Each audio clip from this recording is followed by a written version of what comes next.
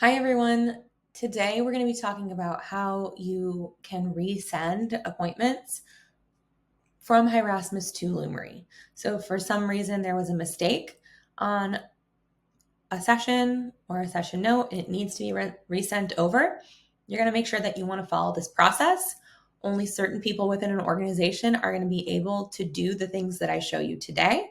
And it's going to be very important that you make sure you evaluate this process as an organization to make sure you're staying in compliance with all of your payers.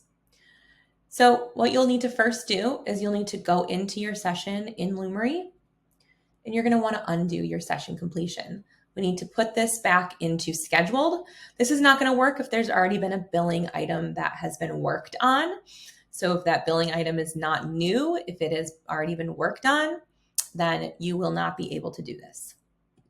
So I'm going to undo that session, and it's now going to be in a status of scheduled. So now when I unrender it all in Hi Rasmus and send it back over, I can get new actual start and end dates. Okay, so I'm going to now toggle over to Hi Rasmus, and I'm going to find that appointment that I need to fix.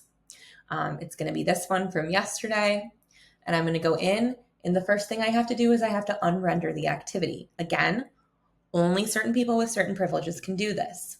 Now, there's a couple of options that you have here. You can retain the signatures, but if you want to get new signatures on that, there's an option to clear signatures out if you unrender an activity or reopen an activity for editing. So the next thing you would do is reopen this activity for editing. And then if you want to update your times, it's very important that if you capture your times in your session note, that you go in through your session note to redo your times here. If you just adjust the activity times up here, if you just, for example, I were to reopen this again and just update the activity times, it would not update my note. You have to go in through the editor for the note to make sure you update those times.